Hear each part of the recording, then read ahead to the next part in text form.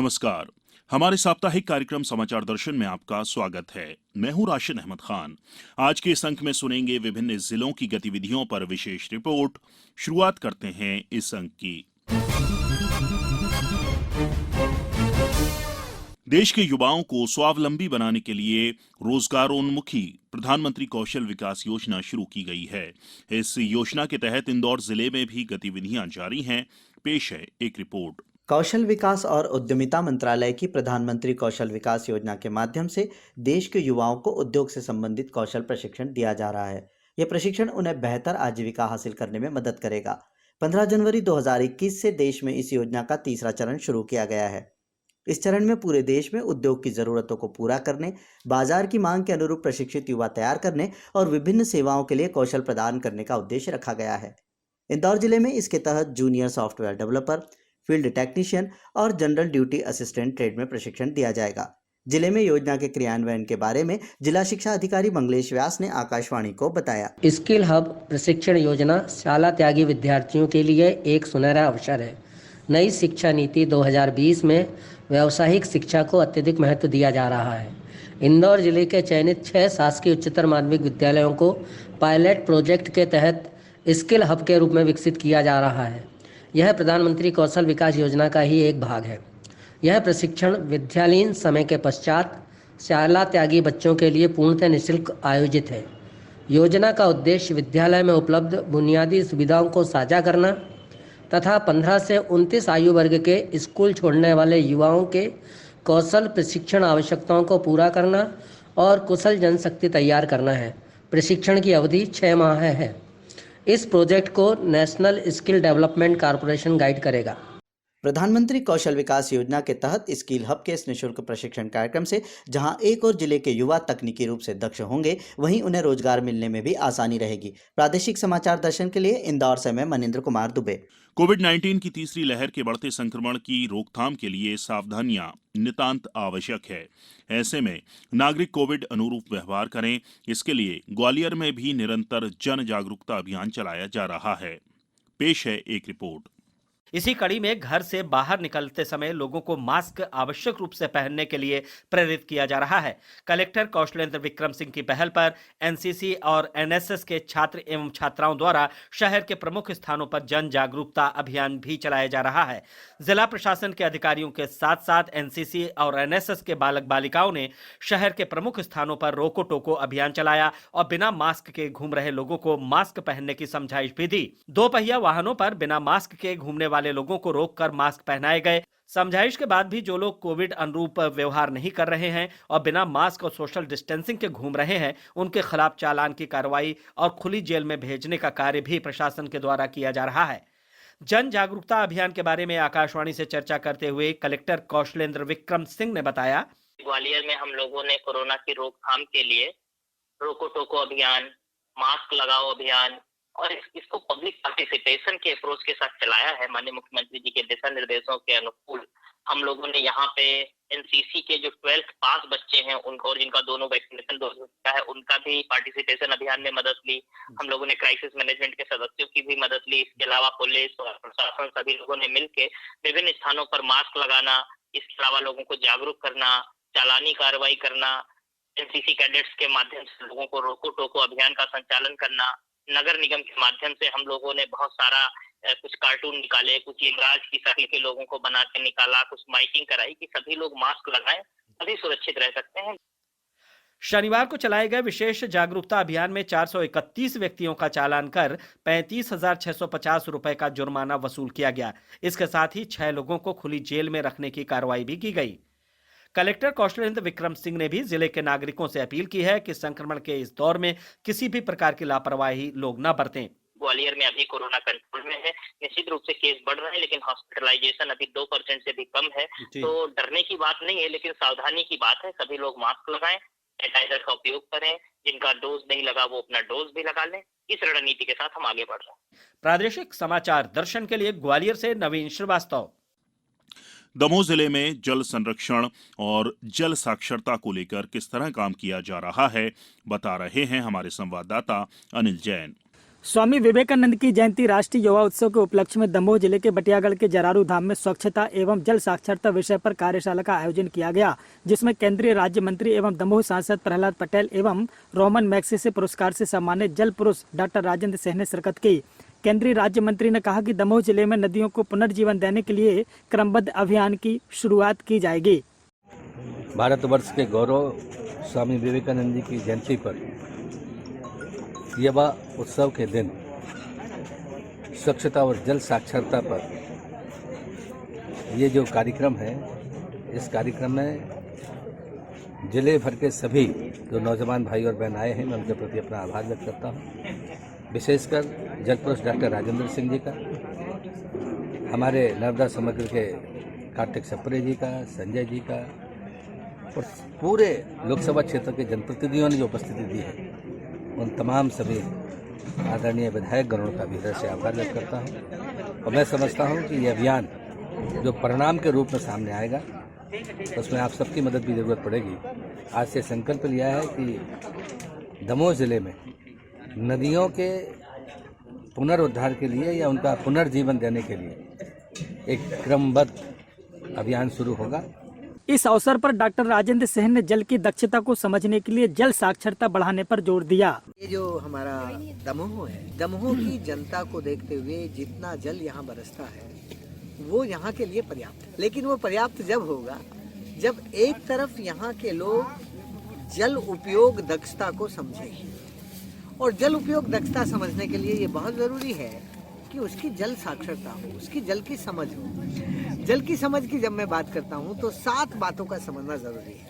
एक तो ये कि जल और हमारा जीवन, इनके आपस में रिश्ते क्या हैं। यदि जल नहीं होगा, जल खराब होगा, आर्सेनिक और फ्लोराइड की प्रॉब्लम होगी, पोल्यूट होगा, तो हमारी सेहत ठीक नहीं रह सकती। तो पहला नंबर 1 जल साक्षरता, मेरा जीवन और जल, इसका रिश्ता क्या है, ये जल साक्षरता का प्राइमरी पार्ट है। प्रादेशिक समाचार दर्शन के लिए दमोह से मैं अनिल जैन। गुना जिले में पुलिस द्वारा आओ बचाएं बचपन अभियान चलाया जा रहा है। क्या है यह अभियान, इस संबंध में हमारे संवाददाता रोहित गोस्वामी ने पुलिस अधीक्षक राजीव कुमार मिश्रा से बात की। गुना जिले में भिक्षावृत्ति और छोटे बच्चे भिक्षावृत्ति में या कुछ ऐसे कार्यों में लगाए जा रहे हैं जो उचित नहीं है। इसको दृष्टिगत रखते हुए एक विशिष्ट अभियान चलाया जा रहा है, आओ बचाएं बचपन। हम सबको मिलकर बचपन को बचाना है। इसी दिशा में अभी जो हमारी विशेष किशोर पुलिस इकाई की टीम और सीआईडी की टीम साथ में मिलकर चेकिंग कर रही थी भिक्षावृत्ति के संबंध में और बच्चों के संबंध में, तो एक बच्चा मिला जो कि लावारिस स्थिति में था। उसको चौपाटी के ऊपर, जो चौपाटी यहाँ लगती है, वहाँ बर्तन मांजने का, साफ़ सफाई कराने का कार्य कराया जाता था। इस तरह की स्थितियों में इसको रखा गया था। हमारी विशेष किशोर पुलिस इकाई ने उस बालक को वहाँ से रिकवर किया, अपने संरक्षण में लिया और संरक्षण में लेकर सीवीसी की टीम के सामने, सीवीसी के समक्ष प्रस्तुत किया, जो कि बाल संरक्षण इकाई है। उन्होंने उसकी काउंसलिंग की, काउंसलिंग करके उसको अपने संरक्षण में रखा हुआ है और उसको एक सकारात्मक दिशा देने का प्रयास किया जा रहा है। इस प्रकार का काफ़ी जो माहौल है ये पूरे ज़िले में है, जहाँ पर छोटे बच्चों से इस तरह के कार्य कराए जाते हैं। कई जगह उनका शोषण किया जाता है। हमारी एक विशेष टीम बनाई गई है और एक ये जो हमारा विशेष अभियान बना है, आओ बचाएं बचपन, इस अभियान के तहत अब लगातार ये कार्रवाई पूरे ज़िले में जारी रहेगी, जिसमें हम इन नन्हे मुन्ने छोटे बच्चों को बचाएंगे और सही दिशा में उनको एक प्लेटफॉर्म उपलब्ध कराएंगे, सीवीसी के माध्यम से उनका संरक्षण करवाएंगे।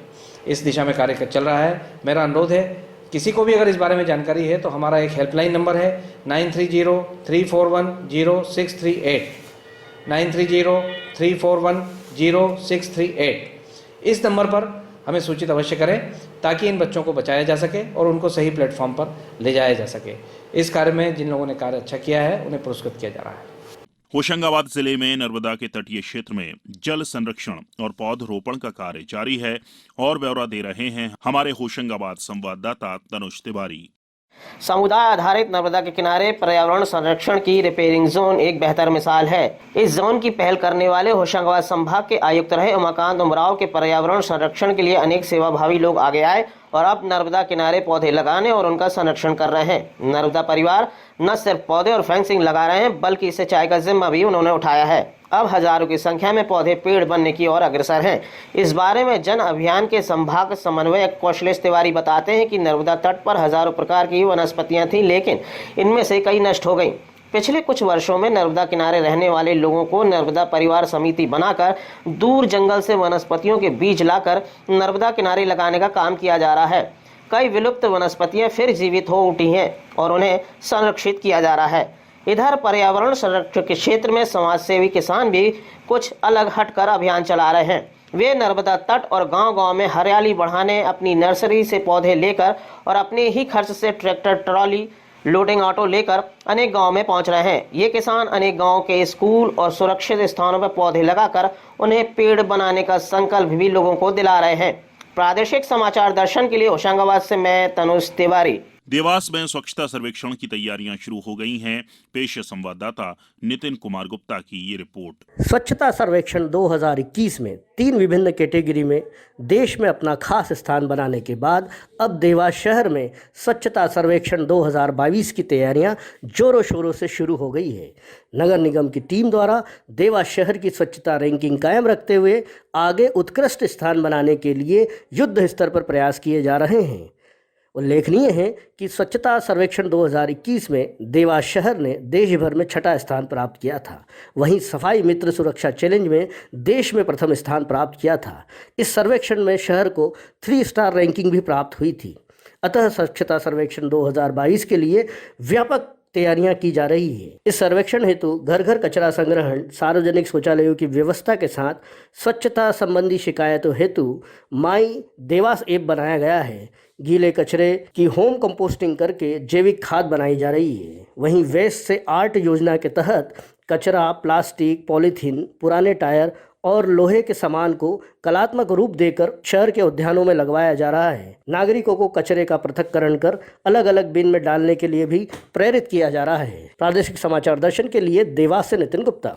डिंडौरी जिले में धान उपार्जन का कार्य जारी है। प्रस्तुत है हमारे संवाददाता लक्ष्मी नारायण बधिया की ये रिपोर्ट। डिंडौरी जिले में इस बार किसानों के चेहरे खिले हुए हैं। उपार्जन केंद्रों में धान का विक्रय कर उसका भुगतान भी किसान प्राप्त कर चुके हैं। पिछले साल के मुकाबले इस बार अधिक किसानों ने धान के लिए अपना पंजीयन कराया है और उपार्जन केंद्रों में बिना किसी परेशानी के अपनी धान का विक्रय किया है। किसानों को असुविधा न हो इसके लिए उनके पास पहले से मोबाइल पर मैसेज आ जाता था और तय समय पर उनकी धान उपार्जन केंद्रों में ले ली गई। जिला आपूर्ति अधिकारी ने बताया कि इस बार जिले में 37 खरीदी केंद्रों के माध्यम से धान की खरीदी की गई और पिछले साल की तुलना में इस बार अच्छी उपज होने से उपार्जन भी अधिक हुआ है। जिला आपूर्ति अधिकारी ने बताया कि जिले में कुल 17,411 किसानों से 6,35,837 क्विंटल धान की खरीदी की गई है। खरीदी गई धान के विरुद्ध 43,29,94,000 रुपये से अधिक की राशि का भुगतान भी किया जा चुका है। उपार्जन केंद्रों से लगातार धान का परिवहन वेयर हाउस तक किया जा रहा है। प्रादेशिक समाचार दर्शन के लिए डिंडौरी से लक्ष्मी नारायण अवधिया। धार में राष्ट्रीय फ्लोरोसिस निवारण एवं नियंत्रण कार्यक्रम के तहत किस तरह के प्रयास किए जा रहे हैं, बता रहे हैं हमारे संवाददाता सुनील सचान। पश्चिमी मध्य प्रदेश के आदिवासी बाहुल्य धार जिले के 1480 ग्रामों में से आधे से अधिक ग्राम फ्लोराइड प्रभावित हैं। इसको देखते हुए जिले में राष्ट्रीय फ्लोरोसिस निवारण एवं नियंत्रण कार्यक्रम के तहत अनेक उपाय किए जा रहे हैं। विशेषज्ञों के दल द्वारा इन प्रभावित ग्रामों का दौरा कर स्वास्थ्य शिविर लगाकर ग्रामीणों का स्वास्थ्य परीक्षण कर उन्हें दवाइयां वितरित की जाती हैं और फ्लोराइड युक्त जल स्रोतों को चिन्हित कर फ्लोरोसिस बीमारी से बचाव के उपाय बता जागरूक किया जाता है। जिले में चलाए जा रहे राष्ट्रीय फ्लोरोसिस निवारण एवं नियंत्रण कार्यक्रम को लेकर धार जिले के फ्लोरोसिस सलाहकार डॉक्टर MD भारती ने बताया कि 24,339 लोगों का परीक्षण किया गया। 7,833 डेंटल फ्लोरोसिस से प्रभावित पाए गए और करीबन 38 केसेज हैं जो क्या बोलते हैं स्केलेटल फ्लोरोसिस से पाए गए। 7 केसेज को जो थोड़ी डिफॉर्मिटी उसमें उन्होंने ज़्यादा थी तो उनको MI हॉस्पिटल में ले गया था, जिनको एक पेशेंट को MI हॉस्पिटल में सर्जरी करवाई गई जो एकदम फिट है, जो कि मध्य प्रदेश में इस तरीके की पहली सर्जरी है इस प्रोग्राम के द्वारा दी गई। और जो डेंटल फ्लोरोसिस से प्रभावित पेशेंट पाएगा उनको calcium, vitamin C, multivitamin supplementation के रूप में दिया जाता है और IEC के माध्यम से लोगों को जन जागरूक किया जा रहा है। प्रादेशिक समाचार दर्शन के लिए धार से मैं सुनील सचान। कार्यक्रम के इस अंक में फिलहाल इतना ही। अगले अंक में फिर मुलाकात होगी नए विषय, नई गतिविधियों के साथ। तब तक के लिए नमस्कार।